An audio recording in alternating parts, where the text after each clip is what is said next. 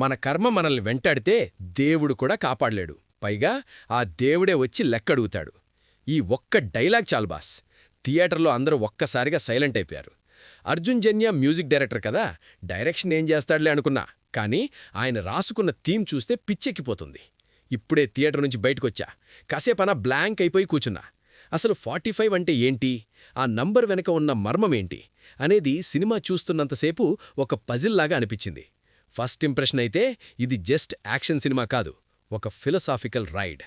Cinema story సింపుల్గా చెప్పాలంటే, వినయ్ అనే ఒక సాఫ్ట్వేర్ ఇంజనీర్ వల్ల ఒక యాక్సిడెంట్ జరుగుతుంది. ఆ యాక్సిడెంట్లో ఒక కుక్క చనిపోతుంది. ఆ కుక్క ఎవరిదో తెలుసా? రాయప్ప అనే ఒక డేంజరస్ డాన్ది.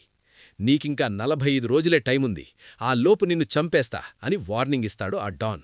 సరిగ్గా అప్పుడే మన శివన్న ఎంట్రీ ఇస్తాడు. అసలు ఈ శివ ఎవరు? వినయ్ ప్రాణాలు కాపాడతాడా? 45 రోజుల తర్వాత ఏం జరుగుతుంది? ఇదే అసలు కథ. ఫస్ట్ హాఫ్ అంతా చాలా గ్రిప్పింగ్గా ఉంటుంది.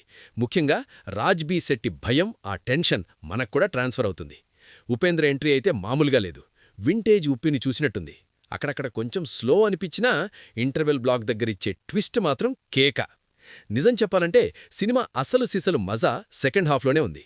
శివన్న స్క్రీన్ మీదకొచ్చాక ఎనర్జీ లెవెల్స్ ఎక్కడికో వెళ్ళిపోతాయి. క్లైమాక్స్కి ముందు ఒక 20-25 నిమిషాలు శివతాండవం అనే కాన్సెప్ట్ ఉంటుంది చూడండి. అబ్బా, థియేటర్లు దద్దరిల్లిపోవాల్సిందే. ఆ ఎమోషనల్ కనెక్ట్ కూడా బాగా కుదిరింది. యాక్టింగ్ విషయానికొస్తే శివరాజ్ కుమార్ గారి ఏజ్ ఏంటి, ఆ ఎనర్జీ ఏంటి, క్లైమాక్స్లో శివన్న విశ్వరూపం చూపించారు. ఇక ఉపేంద్ర గారి విలనిజం ప్లస్ ఆ స్టైల్, ఉప్పీ సర్ ఈజ్ బ్యాక్ అంతే. రాజ్ బీ శెట్టి ఆ భయాన్ని, అమాయకత్వాన్ని చాలా న్యాచురల్గా పండించారు. ఈ ముగ్గురు పవర్ హౌస్ పర్ఫార్మర్స్ని ఒకే ఫ్రేమ్లో చూడటం కన్నుల పండుగ.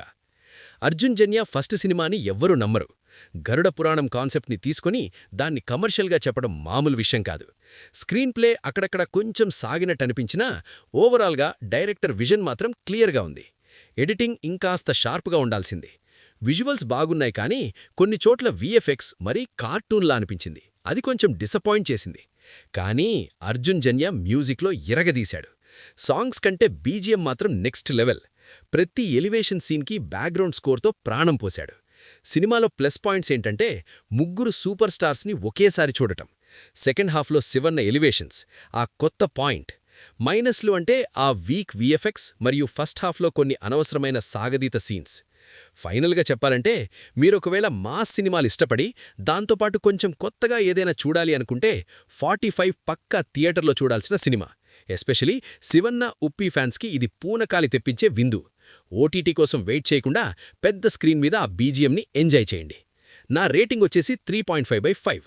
ఆ వీక్ విఎఫ్ఎక్స్ని పక్కన పెడితే సినిమా ఇచ్చే హై అండ్ ఆ క్లైమాక్స్ కోసం ఈ రేటింగ్ ఖచ్చితంగా ఇవ్వచ్చు.